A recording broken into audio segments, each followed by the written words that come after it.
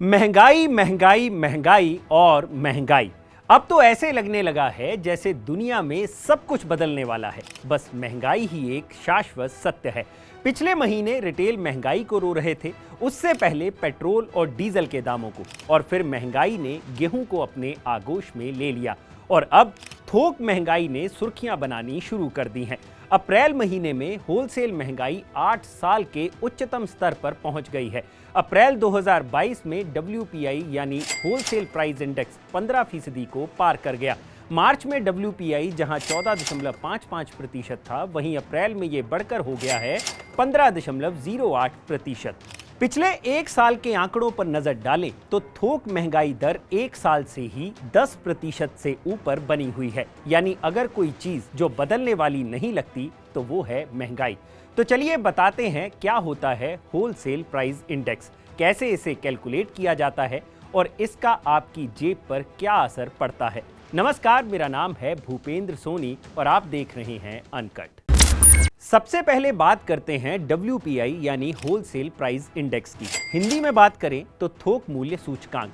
अब यहाँ इसके नाम से ही जाहिर हो जाता है कि WPI के जरिए वस्तुओं के थोक भाव की महंगाई को कैलकुलेट किया जाता है। यानी इसके द्वारा उन चीजों की महंगाई को नापा जाता है जो बल्क में खरीदी या फिर बेची जाती हैं। इसको और आसानी से समझें तो फैक्ट्री के गेट से निकलते वक्त चीज का क्या दाम है, WPI उसे ही कैलकुलेट करता है। अब अगर उन चीजों के दाम बढ़ रहे हैं तो वो कहलाती है होलसेल महंगाई। WPI का डेटा जारी किया जाता है ministry of commerce and industry के तहत काम करने वाले इकोनॉमिक एडवाइजर द्वारा। यहाँ आपका ये जानना जरूरी है कि दुनिया में आज भी कई ऐसे देश हैं जो अपनी इकोनॉमी की हेल्थ को मापने के लिए WPI का सहारा लेते हैं, लेकिन हमारे देश में ऐसा नहीं होता। RBI ने अब पॉलिसी पर्पस के लिए WPI का सहारा लेना बंद कर दिया है।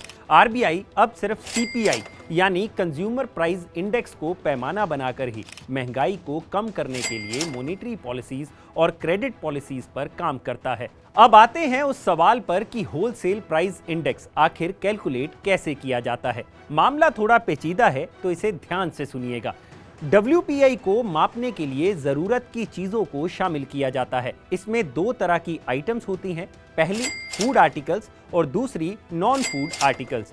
फूड आइटम्स जैसे कि अनाज, धान, गेहूं, दालें, सब्जियां, फल, दूध, अंडे, मांस और मछली आदि, और वहीं नॉन फूड आइटम्स तिलहन, खनिज और क्रूड ऑयल आदि। इसके अलावा मैन्युफैक्चर्ड गुड्स जैसे कि कपड़ा, कागज, रसायन, प्लास्टिक, सीमेंट, धातु जैसी चीजों के थोक भाव को भी WPI के लिए कैलकुलेट किया जाता है। इसके अलावा मैन्युफैक्चर्ड फूड प्रोडक्ट्स जैसे कि चीनी, तंबाकू उत्पाद, वनस्पति तेल और फैट वाली चीजों को भी कैलकुलेशन में ऐड किया जाता है। अब ये कैलकुलेशन होती कैसे है, इसको भी एग्जाम्पल के जरिए समझ लेते हैं। इसके लिए हम एक आइटम को ले लेते हैं, जैसे कि चीनी। अब मिल से निकलते वक्त अगर चीनी का दाम मार्च में 30 रुपए प्रति किलो है और अप्रैल में ये दाम बढ़कर 32 रुपए प्रति किलो हो जाता है, तो अप्रैल का WPI होगा 6.66%, यानी जितने प्रतिशत चेंज प्राइस में हुआ। बस इसी तरह से सरकार सभी चीजों का WPI कैलकुलेट करती है। अब सवाल ये उठता है कि WPI का कितना असर आपकी जेब पर पड़ेगा। अब इसका जवाब भी सीधा सा है। अगर किसी चीज का होलसेल दाम बढ़ेगा तो जाहिर सी बात है उसका रिटेल दाम भी बढ़ जाएगा, यानी चीजों के लिए ज्यादा पैसे चुकाने पड़ेंगे।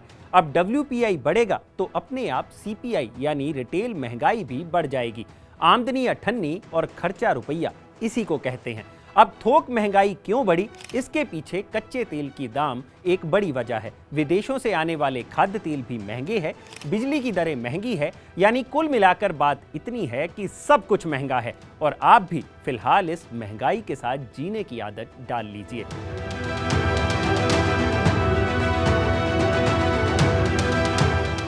अगर आपको ये वीडियो पसंद आया हो तो इसे लाइक और शेयर जरूर करें, और जानकारी से भरे ऐसे ही और वीडियोस देखने के लिए सब्सक्राइब करें हमारा चैनल अनकट।